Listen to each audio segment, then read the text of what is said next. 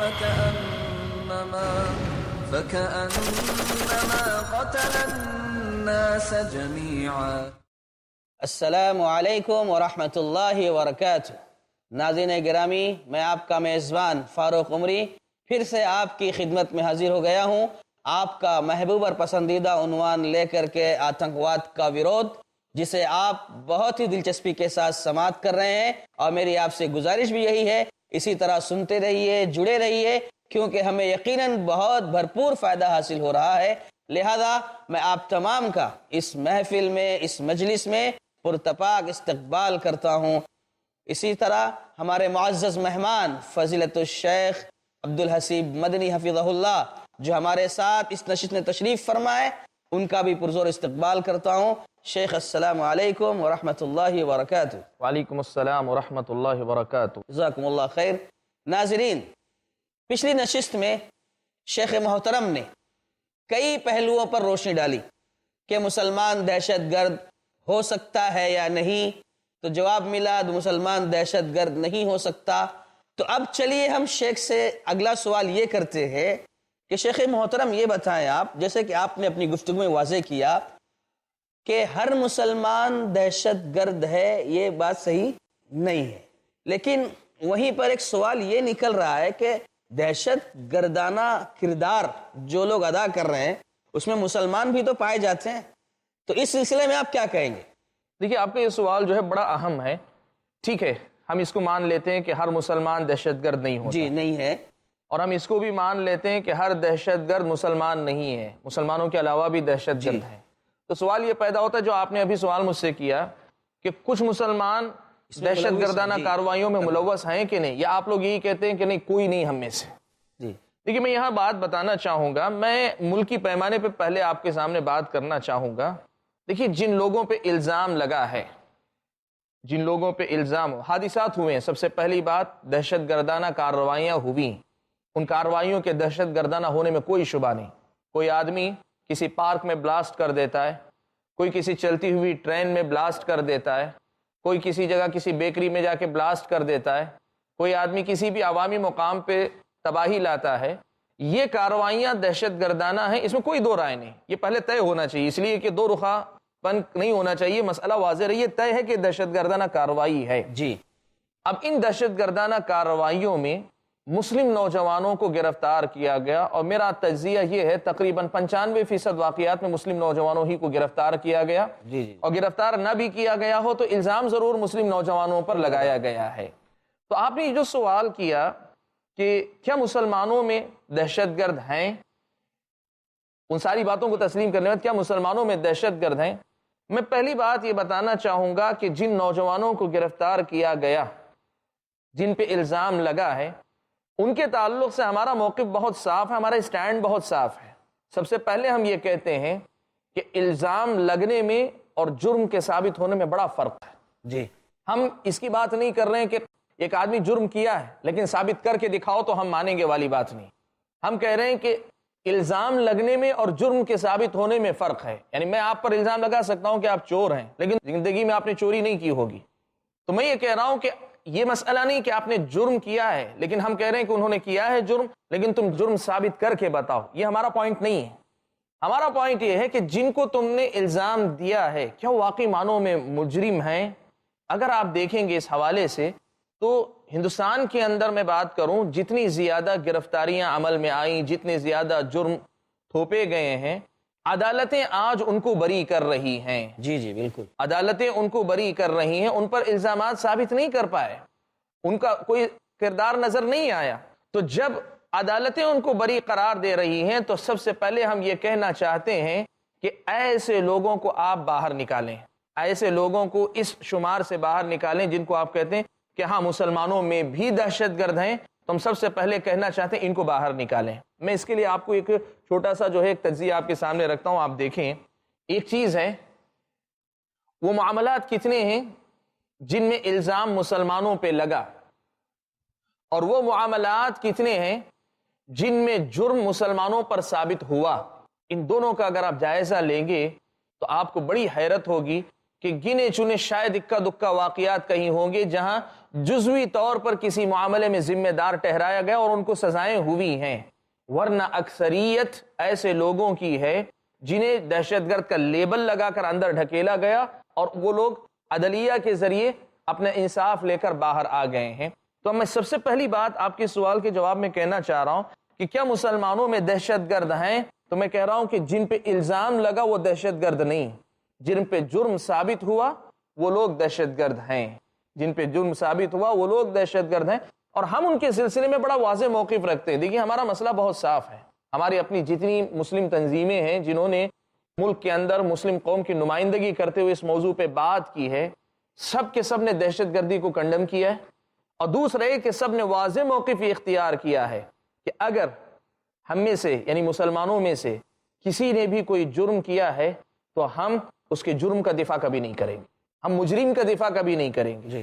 ہم یہ کہیں گے کہ قانون کو اپنا کام کرنا چاہیے، اور اگر واقعی وہ آدمی مجرم ہے تو اسے سزا ملنی چاہیے، گرچہ مسلمان ہی کیوں نہ ہو۔ گرچہ مسلمان، ہم مسلمان ہی کی بات کر رہے ہیں۔ ہمارا مسئلہ یہ ہے ہم جرم کو چاہتے ہیں لوگ دنیا جرم کو جرم کی حیثیت سے دیکھے، وہ مسلمان کا جرم وہ غیر مسلم کے جرم کی نظر سے نہ دیکھے، جرم کو جرم کی نظر سے دیکھے۔ وہ یہ نہ ہو کہ مسلمان کا جرم ہے وہ غیر مسلم کا جرم ہے، یہ نہیں ہو سکتا۔ انصاف کا تقاضا یہی ہے کہ اگر مسلمان کا جرم ثابت ہو جاتا ہے تو اسے حکومت سزا دینا چاہے دے۔ جی ہم صرف مسلمان کی نہیں کہیں گے، ہم کہیں گے سب کی، دیکھیے ہم سب کی کہیں گے۔ یہ بات یہ بھی رہی ہے ایسا بھی نہ ہو کہ کل کوئی آدمی کہے کہ آپ نے مسلمانوں کے لیے کہا غیر مسلموں کے لیے نہیں۔ ہمارے پاس جرم کے معاملے میں اس مسلمان اور غیر مسلم کی تفریق نہیں ہے، جس نے جرم کیا جرم کو جرم کی حیثیت سے دیکھ کر سزا دی جائے۔ پیارے نبی صلی اللہ علیہ وسلم کی ایک حدیث میں آپ کو سناتا ہوں جو ہمارے اس اسٹینڈ کو واضح کرتی ہے کہ ہم اس دہشت گردی کے الزام کے تعلق سے کیا موقف رکھتے ہیں۔ عرب کے زمانے میں ایک جملہ بڑا مشہور تھا، وہ کہا کرتے تھے انصر اخاک ظالما او مظلوما، تم اپنے بھائی کی مدد کرو چاہے وہ ظالم ہو یا مظلوم، مظلوم ہو تب بھی تم اپنے بھائی کے طرفدار، تمہارا بھائی ظالم ہو تب بھی تم اپنے بھائی ہی کے طرفدار، مظلوم کا ساتھ مت دو لیکن بھائی کا ساتھ دو، اس لیے کہ وہ بھائی ہے تمہارا۔ یہ زمانے جاہلیت میں اللہ کے نبی کے آنے سے پہلے، اسلام سے پہلے عرب میں یہ جملہ بڑا مشہور تھا۔ اللہ کے نبی صلی اللہ علیہ وسلم نبی بنا کر بھیجے گئے تو آپ صلی اللہ علیہ وسلم نے کہا انصر اخاک ظالما او مظلوما، وہی جملہ اللہ کے نبی نے بھی دہرایا کہ تم اپنے بھائی کی مدد کرو چاہے وہ ظالم ہو کہ مظلوم ہو۔ صحابہ کو تعجب ہوا کہ اسلام تو ظلم کا ساتھ دینے کی بات نہیں کرتا ہے، اللہ کے نبی صلی اللہ علیہ وسلم یہ کہہ رہے ہیں کہ تم اپنے بھائی ہی کی مدد کرو چاہے وہ ظالم ہو کہ مظلوم ہو۔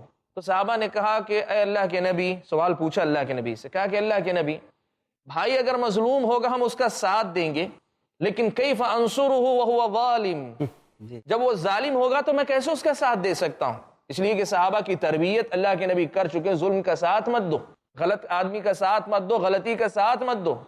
اللہ کے نبی کہہ رہے ہیں ظالم کا بھی ساتھ دو۔ اللہ کے نبی صلی اللہ علیہ وسلم نے اس وقت کہا تمنعہ من الظلم، تم اپنے اس بھائی کو ظلم سے روکو، یہی تمہارے اپنے بھائی کی مدد ہے۔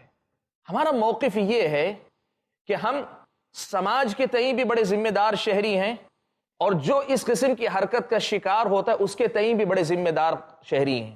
ہم یہ سمجھتے ہیں کہ مسلمان اگر جرم کیا ہے تو اس کو اس کی جرم کی سزا ملنا یہ معاشرے کے مفاد میں بھی ہے اور خود اس کے اپنے مفاد میں بھی ہے۔ ہم اس معاملے میں کبھی دو رخا پن نہیں دکھاتے۔ ہمارا جو اصل مدعا ہے وہ مدعا یہ ہے کہ کتنی ایسی چیزیں ہیں جو مسلمانوں کے نام سے جوڑی جا رہی ہیں، مسلمانوں کے نام پہ تھوپی جا رہی ہیں، لیکن مسلمانوں کی نہیں ہیں۔ ہم نے کبھی یہ نہیں کہا کہ نہیں مسلمانوں میں سے ایک بھی مجرم نہیں، ہم نے یہ نہیں کہا، ہم نے موقف سامنے رکھا۔ ہم چاہتے ہیں کہ جرم کو جرم کی نظر سے دیکھو، اور اگر جرم ثابت ہوتا ہے، میرے اپنے گھر کے کسی آدمی پر، آپ کے کسی آدمی پر جرم واقعی ثابت ہوتا ہے، اسے اس کے جرم کی سزا ملنی چاہیے۔ ہمارا یہ دو رخا پن نہیں ہے۔ ہم یہ مانتے ہیں کہ ایسے مجرم کے ہاتھ پکڑنا یہ اس مجرم کی مدد ہے، اس سے بڑھ کر وہ معاشرے کی مدد ہے۔ تو آپ نے جو سوال کیا کہ کیا مسلمان ہیں، کیا مسلمان واقعی معنوں میں مسلمانوں میں کچھ اس قسم کے دہشت گرد ہیں یا دہشت گردانہ کارروائیوں سے تعلقات ہیں، تو ہم یہ کہیں گے ملکی پیمانے پر جتنی ہمارے سامنے تحقیق ہے کہ ہو سکتے ہیں، کچھ لوگ ایسے ہو سکتے ہیں، لیکن کب ہو سکتے ہیں؟ جب جرم ثابت ہو، آپ جرم ثابت ہو۔ اور اگر ایسا ہوتا ہے، مان لیجئے کہ کسی کا جرم ثابت ہوا ماضی میں یا حال یا مستقبل میں، جرم ثابت ہوا کسی مسلمان پر کہ واقعی وہ دہشت گردانہ کارروائیوں میں ملوث ہے، اور اگر آپ بین الاقوامی تناظر میں اگر آپ دیکھیں مسلم ممالک کے اندر کرنے والے بہت سارے ایسے واقعات ہیں جس میں واقعی معنوں میں کچھ مسلم نوجوان شریک رہے ہیں عرب دنیا کے اندر۔ یہاں رک کر کے پوچھنا چاہوں گا کہ جیسے کہ آپ نے کہا کہ اسلامی تعلیمات اتنی اعلیٰ ہیں کہ اسلام یہ پسند نہیں کرتا ہے، اور مسلمان اسلام کو فالو کرنے والا ہے، تب بھی اسلام کو فالو کرنے والا مسلمان اس طرح کی حرکت کرے، کچھ بات سمجھ میں نہیں آتی۔ دیکھیے کیا وجوہات ہو سکتے ہیں؟ بہت سادہ سی بات ہے، یہ بات بہت سادہ سی ہے۔ نہیں، کیونکہ معاملہ ایسا ہے کہ یہ بات پنپ رہی ہے ہر جگہ کے، جیسے کہ ابھی آپ نے ماشاءاللہ پورے ایپیسوڈ میں اسلام کے تعلق سے بڑی عمدہ باتیں کی ہیں۔ اب اسی اسلام کو فالو کرنے والا مسلمان ہے، چلو ہر مسلمان دہشت گرد نہیں، لیکن کچھ مسلمان جو انوالو ہو رہے ہیں، جی اتنی اچھی تعلیمات کا ماننے والا، فالو کرنے والا، وہ اس طرح کا عمل کرے تو بات کچھ سمجھ میں نہیں آتی۔ دیکھیے میں آپ کو مسئلہ بہت صاف کر دیتا ہوں۔ ہم یہ بات بہت سادہ الفاظ میں کہنا چاہ رہے ہیں کہ جو مسلمان دہشت گردانہ کارروائیوں میں شریک ہو، جی، حتیٰ کہ ہمارا ماننا ہے کہ مورل سپورٹ دے، مورل سپورٹ یعنی اخلاقی تائید بھی اگر اس کی دیتا ہے دہشت گردانہ، یا دہشت گردوں سے دلی ہمدردی اگر رکھتا ہے، ہمدردی اس معنی میں کہ ان کی تائید، یہ نہیں کہ ان کی اصلاح کا جذبہ دل میں رکھے، ان کی تائید کا جذبہ بھی اگر رکھتا ہے، تو ہم یہ سمجھتے ہیں کہ اس کا یہ عمل مسلمانوں والا نہیں ہے، وہ اپنے اس عمل کے اندر مسلمان نہیں ہے، وہ اپنی اس حرکت کے اندر وہ مسلمان نہیں ہے۔ سبب اصل میں کیا ہے؟ دیکھیے کہ میں، اگر آپ کو یاد ہوگا، اگر آپ کو خیال ہو، تو میں نے جو بہت پہلے جب ہم نے یہ بات شروع کی تھی دہشت گردی کے موضوع پہ، تو ہم نے اس نقطے پہ بات کی تھی کہ دہشت گرد بننے کے اسباب کیا ہیں۔ جی جی، اگر آپ کو وہ ایپیسوڈز یاد ہیں جب ہم نے اس نقطے پہ بات کی تھی کہ کوئی آدمی دہشت گرد کیوں بنتا ہے، تو اس میں اگر آپ دیکھیں گے تو اس کے اسباب کئی ہیں۔ آپ نے یہ دیکھا ہوگا کہ اکثر ظلم کے بدلے میں لوگ دہشت گردی کی راہ پہ جاتے ہیں، رد عمل کی نفسیات سے متاثر ہو کر۔ بہت سارے لوگ اس لیے اس کی طرف جاتے ہیں کہ انہیں یہ لگتا ہے کہ ان کے حقوق اسی راستے سے مل پاتے ہیں۔ کبھی کیسا ہوتا ہے کہ دیکھیے کہ کچھ لوگ بسا اوقات غلط فکر کے، معذرت چاہتا ہوں، باتیں بہت اچھی چل رہی ہے، لیکن چونکہ وقت ہو گیا ایک بریک کا، جی انشاءاللہ ہم بریک کے بعد بات کریں گے۔ ناظرین، وقت ہو چکا ہے وقفے کا، لہذا ہم آپ سے گزارش کر رہے ہیں کہ باتیں بہت اچھی چل رہی ہیں اور شیخ ابھی درمیان میں ہی رک گئے ہیں، لہذا آپ تمام سے گزارش ہے بس چند منٹ کا انتظار کیجئے، انشاءاللہ بہت جلد ہم لوٹیں گے، اور لوٹنے کے بعد پھر شیخ محترم سے گفتگو ہم سنیں گے۔ تب تک کے لیے السلام علیکم ورحمۃ اللہ وبرکاتہ۔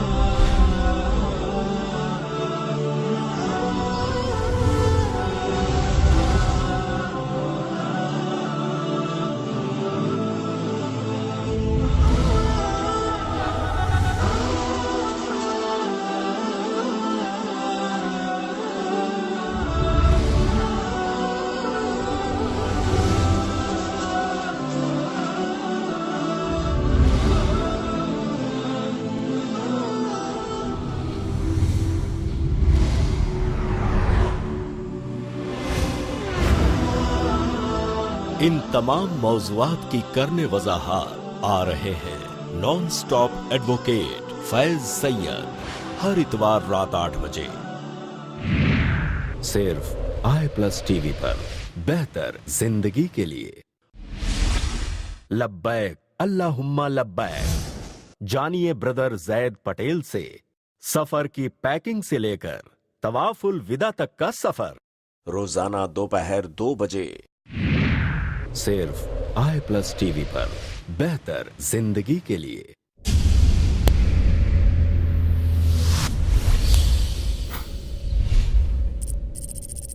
اپنے کیبل یا DTH آپریٹر سے i+ TV آج ہی ڈیمانڈ کریں۔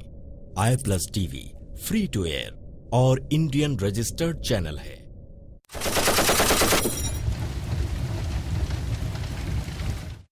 السلام علیکم ورحمۃ اللہ وبرکاتہ۔ ناظرین، وقفے کے بعد ہم پھر آپ کی خدمت میں حاضر ہوئے ہیں اور بلا تاخیر شیخ محترم سے ہم سوال کرتے ہیں۔ شیخ، سوال کیا کرنا ہے، جو بات چل رہی تھی ہماری آپ کی، ہر مسلمان دہشت گرد تو نہیں ہوتا، جیسے وہ بات واضح ہو گئی، لیکن بات یہ چل رہی تھی کہ کچھ مسلمان جو دہشت گرد ہیں، یہ دہشت گرد کیوں بنتے ہیں؟ اس کے پیچھے کیا راز ہے, کیا اسباب ہیں جو آپ ذکر کر رہے تھے لیکن ہماری بات کٹ گئی؟ دیکھیے یہ جو بات آپ نے اٹھائی, ہماری گفتگو چل رہی تھی تو میں نے یہ بات آپ کے سامنے رکھی کہ اگر کچھ مسلمان جی نوجوان ایسی کسی کارروائی کی طرف جاتے ہیں جس کو ہم عرف عام میں دہشت گردی کہہ رہے ہیں, جس میں عوام الناس کو تکلیف پہنچانے والی بات ہو رہی ہے, تو اس کے اسباب کیا ہیں؟ اس کے اسباب کیا ہیں؟ اگر اس پر ہم بات کریں تو میں آپ کے سامنے 2-4 سبب رکھتا ہوں.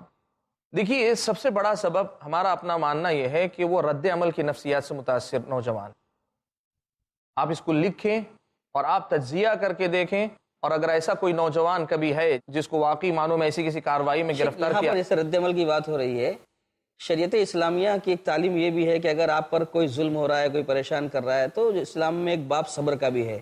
صبر و تحمل سے کام لے لیں, اللہ سے دعا کریں, اللہ آپ کی مدد کرے گا, بجائے اس کے کہ رد عمل میں آ کر کے کچھ الٹا سیدھا قدم اٹھائیں. اسلام کی تعلیمات میں سے ہیں. دیکھیے میں بہت سادی بات آپ کو بتاتا ہوں. میں یہاں ایک بات کو بہت سادے الفاظ میں واضح کرنا چاہتا ہوں. دیکھیے اسلام کے اندر اگر آپ کو کوئی کسی قسم کا نقصان پہنچاتا ہے تو اسلامی شریعت صرف صبر کی تعلیم نہیں دیتی. آپ سمجھیں یہ بات, آپ کو یہ بات سمجھنی چاہیے اور دنیا کو بھی سمجھنی چاہیے. میں اپنے ناظرین سے بھی کہنا چاہوں گا کہ آپ بھی اس حقیقت کو سمجھیں کہ بسا اوقات جو ہے کبھی ایسا ہوتا ہے کہ ہم دفاعی موقف میں آ کر اس حد تک چلے جاتے ہیں کہ شریعت اسلامیہ کے صحیح موقف کی ترجمانی ہم نہیں کر پاتے. دیکھیے میں یہ پہلو آپ کے سامنے لاتا ہوں. دیکھیے 2 چیزیں ہیں. اسلامی شریعت ہمیں یہ کہتی ہے وَإِنْ عَاقَبْتُمْ فَعَاقِبُوا بِمِثْلِ مَا عُوقِبْتُمْ بِهِ وَلَئِنْ صَبَرْتُمْ فَهُوَ خَيْرٌ لِلصَّابِرِينَ. کہتے ہیں اگر کسی نے آپ کو نقصان پہنچایا ہے تو آپ ویسا ہی اس کا نقصان کیجئے جیسے اس نے آپ کا نقصان کیا ہے, لیکن اگر آپ صبر کرتے ہیں تو یہ صبر کرنا زیادہ بہتر ہے. تو 2 باتیں اسلامی شریعت ان کو اپنا حق, اپنی مظلومیت کا حق لینے کی اجازت دیتی ہے. مجھے تھوڑا سا آپ وقت دیں, تھوڑی سے مطلب موقع دیں, اس لیے کہ اس کو نزاکت کے ساتھ سمجھنا ضروری ہے, ورنہ یہ بات یہ ہوگی کہ اس جملے کا مطلب یہ ہوا کہ دہشت گرد چھیڑ دیا ہے تو آپ کو وقت ہے. آپ ہاں جی ہاں, اس لیے کہ یہ میں نہیں چاہتا کہ کوئی اس انداز میں اس مسئلے کو لے کے دہشت گردی کی تائید کی جا رہی ہے. نہیں, دیکھیے مسئلے کو سمجھیے. ہم ایک نظریاتی ہم یہ اصول چاہ رہے ہیں شیخ کہ ہمارے ناظرین جو ہیں وہ سمجھ سکیں, کھول کر بات سامنے آ جائے. مقدمے میں آپ کے سامنے بات رکھوں. دیکھیے میں نے کہا کہ اس آیت میں اسلامی شریعت نے ہمیں یہ سکھایا ہے کہ اگر کوئی تمہیں تکلیف دے رہا, کوئی نقصان پہنچا رہا ہے, اگر تم اس کا بدلہ لینا چاہو تو جتنی اس نے تکلیف پہنچائی, جیسی تکلیف پہنچائی ویسے ہی تم لے سکتے ہو, لیکن اگر تم صبر کرو تو یہ صبر کرنا تمہارے حق میں زیادہ بہتر ہے. تو آپ نے جو سوال کیا اس کے جواب میں یہ کہوں گا کہ اسلامی شریعت نے یقیناً صبر کرنے کی تعلیم دی ہے اور مسلمانوں کو صبر کرنا چاہیے, اور میں آپ کو بول رہا ہوں کہ مسلمان صبر کر رہے ہیں. اچھا, ہم اس لیے کہ مجھے آپ تھوڑا سا موقع کر دیں, میں آپ کو آئندہ یہ بات بتاؤں گا کہ اس وقت قومی پیمانے پر مسلمانوں کو جیسے صبر آزما حالات کا سامنا ہے, اس وقت دنیا میں کسی قوم کے سامنے ایسے حالات نہیں. مسلمانوں کو جس قسم کی تکلیفوں سے اس وقت گزرنا پڑ رہا ہے, اس کے بعد مسلم قوم جس قدر صبر کا مظاہرہ کر رہی ہے, اس وقت دنیا کی کوئی قوم اس کی مثال نہیں پیش کر سکتی. میں آپ کو بتاؤں گا. بس یہ ہو رہا ہے کہ کچھ افراد اپنے صبر کا پیمانہ لبریز ہوتا دیکھ کر صبر کا دامن اپنے ہاتھ سے چھوڑ بیٹھ رہے ہیں, رد عمل میں آ جاتے اور رد عمل میں آ رہے ہیں. میں وہی بات کر رہا ہوں. تو میں بات کو سمیٹتا ہوں. پہلے آپ نے کتنی وضاحت کر دی. ہاں, میں اس کو واضح کر دوں پہلے. دیکھیے میں نے کہا کہ اسلامی شریعت ہمیں یہ کہتی ہے کہ اگر تم بدلہ لے رہے ہو تو ویسا ہی بدلہ لو, لیکن اگر صبر کرو تو یہ زیادہ بہتر ہے. تو اسلامی شریعت ہمیں 2 موقف دیتی ہے. ایک یہ ہے کہ آپ اپنے ظلم کا بدلہ لیں, آپ پر جو ظلم ہوا اس کا بدلہ لیں, اور دوسری چیز یہ ہے کہ آپ صبر کریں. اسلامی شریعت یہ بتاتی ہے کہ صبر کرنا آپ کے لیے بہتر ہے, بہتر نتیجے یہ لائے گا. جی. لیکن اسلامی شریعت اگر اجازت دیتی ہے تو آپ کو اجازت اس شرط کے ساتھ دیتی ہے کہ آپ انصاف کے تقاضوں کو ہمیشہ ملحوظ رکھیں گے. اس پس منظر میں اب اس کے بعد آپ کو اس نقطے کی طرف آتا ہوں. میں یہ کہہ رہا تھا کہ آپ نے یہ پوچھا مجھ سے کہ مسلم نوجوانوں میں سے اگر کچھ نوجوان ایسی کسی حرکت کا شکار ہو رہے ہیں تو وہ رد عمل کی نفسیات سے متاثر ہو کر رہے ہیں, تو کیا ہمارا یہ کہنا کہ رد عمل کی نفسیات سے وہ متاثر ہیں, اس کا مطلب یہ ہوا کہ وہ جائز ہیں؟ نہیں, یہ الگ موقف ہے. دیکھیے ہر بات کو اس کی جگہ اگر رکھ کر دیکھا جائے تو بات بہت صاف ہوتی ہے. آپ یقین مانیے کہ اسلام مسلمانوں کو اپنے لوگوں کی اندھی تائید کی تعلیم نہیں دیتا. بہت اچھی بات. اسلامی شریعت ایک ایسی شریعت ہے جو پوری انسانیت کی بھلائی کی بات کرتی غلط ہے. کر رہا ہے رد عمل کے نتیجے میں. ہاں میں یہ کہنا چاہ رہا ہوں کہ رد عمل جو اسے تکلیف پہنچی وہ تکلیف بجا ہے، لیکن اس تکلیف کے لیے اپنے رد عمل کے اظہار کا جو راستہ اس نے چنا وہ غلط راستہ ہے. میں سیدھی بات آپ کو سمجھاتا ہوں. دیکھیے اس وقت جہاں بھی اس قسم کی کوئی کارروائی ہوتی ہے، فرض کیجئے کسی نے جو ہے مسلمان کے بارے میں ایک غلط کمنٹ کیا. جی فرض کیجئے ایک نوجوان غصے میں آتا ہے اور غصے میں جا کے کسی بس اسٹینڈ پہ بلاسٹ کرتا ہے. ٹھیک ہے، اس سے ہوتا کیا ہے، جس نے کمنٹ کیا وہ کسی جو ہے اے سی کمرے میں بیٹھا ہوگا آج بھی اس وقت، یا اپنے بیوی بچوں میں یا اپنے دوست احباب میں مست کہیں بیٹھا ہوگا. مارا گیا کون؟ بیچارہ معصوم غیر متعلق شخص. بلکہ ہو سکتا ہے، آپ یہ بات دیکھیں، ہو سکتا ہے جو مارا جانے والا شخص ہے آپ کی طرح وہ آدمی بھی اس انسان کی حرکت کو ناپسند کر رہا ہوگا. ہو سکتا ہے وہ آپ کے مذہب کا نہیں ہوگا، آپ کے دین کا نہیں ہوگا، لیکن وہ بھی مسلمانوں کے تئیں، مسلمانوں سے متعلق ان لوگوں کے کمنٹس کو، ان لوگوں کے سٹینڈ کو، ان لوگوں کی باتوں کو وہ بھی ناپسند کر رہا ہوگا. لیکن آپ کی اس کارروائی سے وہ آدمی مارا جاتا ہے تو آپ بتائیں آپ نے کیا کیا؟ احسان کا بدلہ آپ نے جو ہے کیسے غلط طریقے سے دیا. اور اس کا ایک اور نتیجہ یہ بھی ہوتا ہے کہ وہ اور اس جیسے جو لوگ ابتدا میں آپ کے ہمدرد ہوتے ہیں، آپ کے غلط رد عمل کے نتیجے میں آپ کے مخالف بھی ہو جاتے ہیں، اور ان کو بسا اوقات شاید یہ بھی لگنے لگتا ہے کہ جن لوگوں نے پہلے کمنٹ کیا تھا وہ صحیح کمنٹ تھا.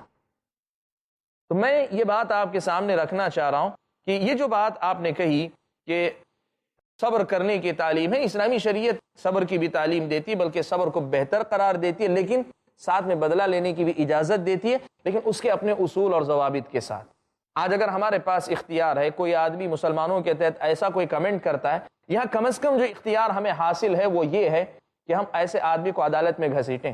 آج توہین، کسی کے جذبات کو، مذہبی جذبات کو مجروح کرنا ہندوستان کے اندر ایک بہت بڑا جرم ہے. تو ایسے کچھ اقدامات ہم کر سکتے ہیں جس سے ایسے لوگوں کو قرار واقعی سزا مل سکے، لیکن رد عمل کی نفسیات میں متاثر ہو کر اس رخ پہ چلے جانا یہ کوئی اچھی شکل نہیں ہے. آپ نے مجھ سے جو سوال کیا تھا، ہم اصل میں آپ کے درمیان میں مداخلہ جو آپ نے کیا، جو آپ نے سوال پوچھا تو اس میں ہم چلے گئے. آپ نے سوال جو کیا تھا وہیں کا وہیں ابھی بھی باقی ہے کہ مسلمان اگر کچھ اس قسم کی کسی کارروائی میں مبتلا ہو رہے ہیں تو اس کے اسباب کیا ہیں. میں آپ سے کچھ سوالات پوچھوں، میں جواب نہیں چاہتا.